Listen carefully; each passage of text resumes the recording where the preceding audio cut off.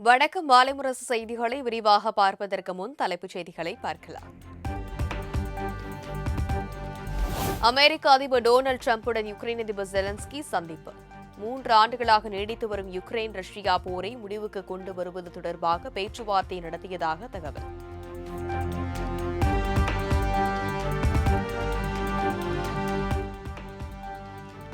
இரண்டாம் உலகப் போருக்கு பின் இப்படி ஒரு நிலை ஏற்பட்டது இல்லை. இதுபோன்று இனி ஒரு போர் நடக்கக்கூடாது. யுக்ரைனின் பாதுகாப்பை உறுதி செய்ய நடவடிக்கை எடுக்கப்படும் எனவும் ஜெலன்ஸ்கியிடம் ட்ரம்ப் உறுதி.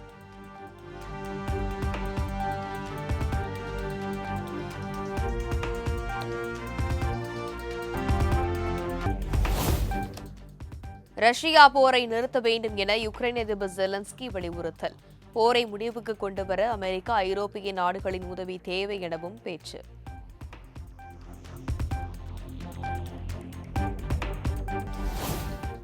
பிரதமர் மோடியை தொலைபேசியில் தொடர்பு கொண்டு பேசிய ரஷ்ய அதிபர் புட்டின், யுக்ரைன் விவகாரத்தில் அமைதியான தீர்வு எட்ட வேண்டும் என இந்தியா சார்பில் விருப்பம் தெரிவித்ததாக எக்ஸ் தளத்தில் மோடி பதிவு.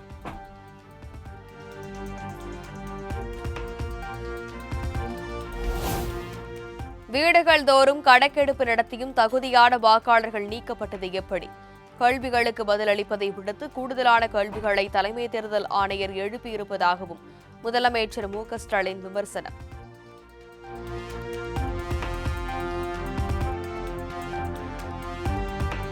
ஒவ்வொரு கூட்டத்திலும் நோயாளியே இல்லாமல் ஆம்புலன்ஸ் விட்டு பிரச்சினை செய்து வருகிறது திமுக அரசு.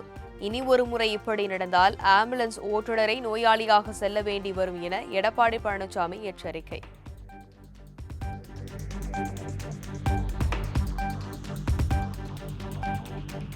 திமுக ஆட்சியில் விலைவாசி உயர்வால் பொதுமக்கள் கடுமையாக பாதிக்கப்பட்டுள்ளதாக எடப்பாடி பழனிசாமி வேதனை. எப்போதெல்லாம் தேர்தல் வருகிறதோ அப்போதெல்லாம் நாடகத்தை அரங்கேற்றுகின்ற ஒரே கட்சி திமுக எனவும் சாடல்.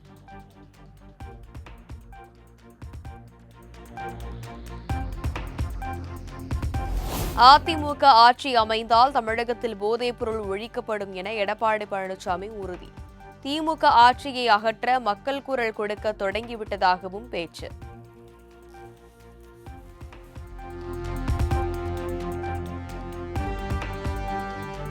சமூக நீதிக்கும் திமுகவிற்கும் எந்த சம்பந்தமும் இல்லை என பாமக தலைவர் அன்புமணி பேச்சு.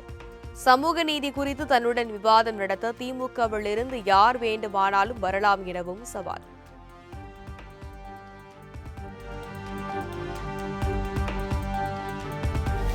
ஆசிரியர்கள் பற்றாக்குறை இருக்கும்போது தமிழகத்தில் எப்படி தரமான கல்வியை கொடுக்க முடியும்?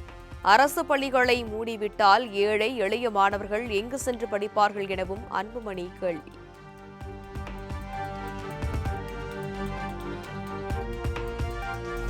சென்னையை தொடர்ந்து மதுரை, நாகை, திண்டுக்கல் உள்ளிட்ட மாவட்டத்தை சேர்ந்த தூய்மை பணியாளர்கள் போராட்டம்.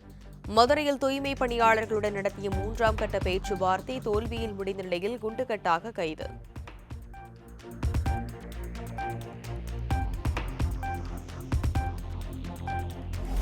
ஓய்வு பெற்ற முன்னாள் படை வீரர்களுக்கு 1 கோடி ரூபாய் வரை தொழிற்கடன் வழங்கும் முதல்வரின் காக்கும் கரங்கள் திட்டம். சென்னை தலைமைச் செயலகத்தில் இருந்து இன்று தொடங்கி வைக்கிறார் முதலமைச்சர் மு.க.ஸ்டாலின்.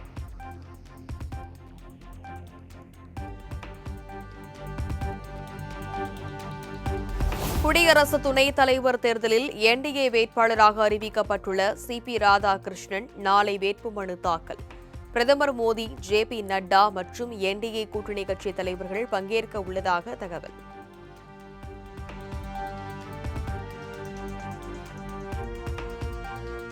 சி.பி. ராதாகிருஷ்ணனுக்கு ஆதரவு தரவில்லை என்றால் திமுக மற்றும் கூட்டணி கட்சிகளின் தமிழ் பற்று வேஷம் கலைந்துவிடும். அப்துல் கலாமிற்கு ஆதரவு தராமல் செய்த குற்றத்தை மீண்டும் செய்ய வேண்டாம் எனவும் தமிழிசை சவுந்தரராஜன் பேட்டி.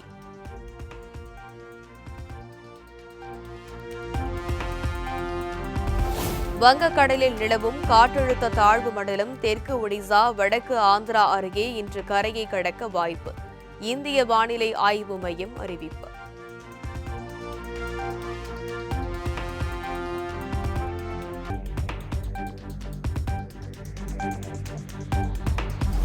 சென்னை, எண்ணூர், தூத்துக்குடி துறைமுகங்களில் 1ஆம் எண் புயல் எச்சரிக்கை கூண்டு ஏற்றம்.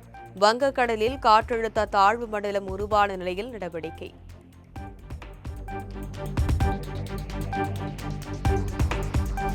தமிழகம் மற்றும் புதுச்சேரியில் வரும் 24ஆம் தேதி வரை மிதமான மழைக்கு வாய்ப்பு. சென்னை வானிலை ஆய்வு மையம் கணிப்பு.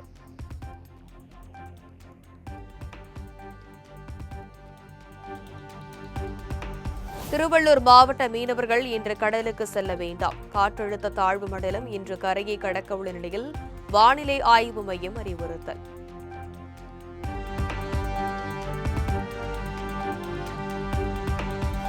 இலங்கை சிறையில் உள்ள மீனவர்களை விடுதலை செய்ய நடவடிக்கை எடுக்க கோரி ராமேஸ்வரம் மீனவர்கள் இன்று ரயில் மறியல் போராட்டம். ராமேஸ்வரம் வட்டாட்சியர் அலுவலகத்தில் நடைபெற்ற அமைதி பேச்சுவார்த்தை தோல்வியடைந்த நிலையில் மீனவர்கள் அறிவிப்பு.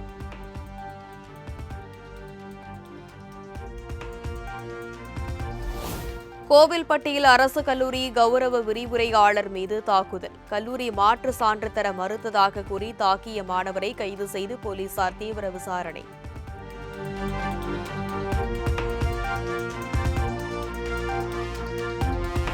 காரைக்குடியில் தங்க நகை வியாபாரியிடம் 1.5 கிலோ தங்கம் வழிப்பறி செய்த 5 பேர் கைது. தீரன் பட பாணியில் மகாராஷ்டிரா சென்று குற்றவாளிகளை கைது செய்த தமிழக காவல்துறை.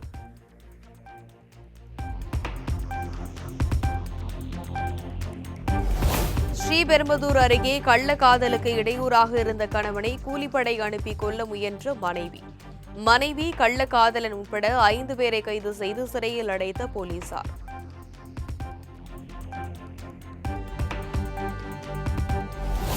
சென்னை செம்பரப்பாக்கம் ஏரியில் செத்து மிதக்கும் மீன்கள். அதிகப்படியான மீன்களின் உயிரிழப்புக்கான காரணம் குறித்து ஆய்வு செய்ய வேண்டும் என பொதுமக்கள் வலியுறுத்தல்.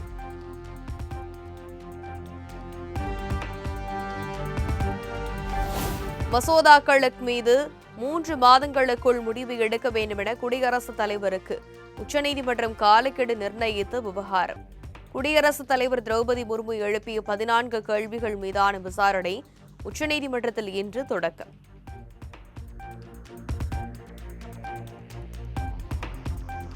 ஒரே நாடு ஒரே தேர்தல் மசோதா நிறைவேற்றப்பட்டதால் கூட்டாட்சிக்கு பாதிப்பு ஏற்படும் என கருத்து தெரிவித்த விவகாரம். உச்சநீதிமன்ற முன்னாள் தலைமை நீதிபதி சஞ்சீவ் கண்ணாவுடன் நாடாளுமன்ற கூட்டுக்குழு இன்று ஆலோசனை.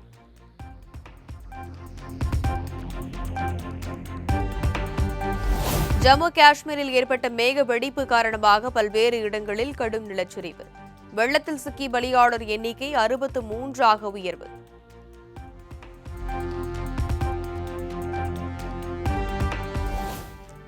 ரயில் தண்டவாளத்துக்கு இடையே சோலார் பேனல்களை பொருத்தி மின்சாரம் உற்பத்தி செய்யும் புதிய திட்டத்தை தொடங்கிய இந்திய ரயில்வே. முதற்கட்டமாக வாரணாசியில் 70 மீட்டர் நீளத்திற்கு மணிக்கு 15 கிலோவாட் மின்சாரத்தை உற்பத்தி செய்யும் வகையில் 28 பேனல்கள் அமைப்பு.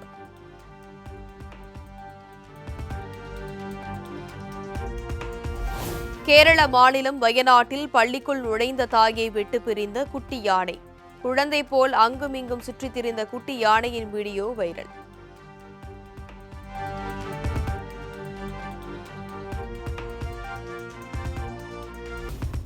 ஆஸ்திரேலியா தென்னாப்பிரிக்கா அணிகளுக்கு இடையிலான முதல் ஒருநாள் போட்டி இன்று தொடக்கம். T20 தொடரில் அடைந்த தோல்விக்கு பதிலடி கொடுக்கும் முனைப்பில் தென்னாப்பிரிக்கா அணி தீவிரம்.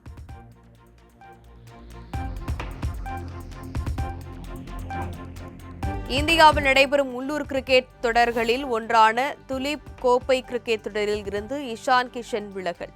காயம் காரணமாக விலகியதாக ஒடிசா கிரிக்கெட் வாரியம் தகவல்.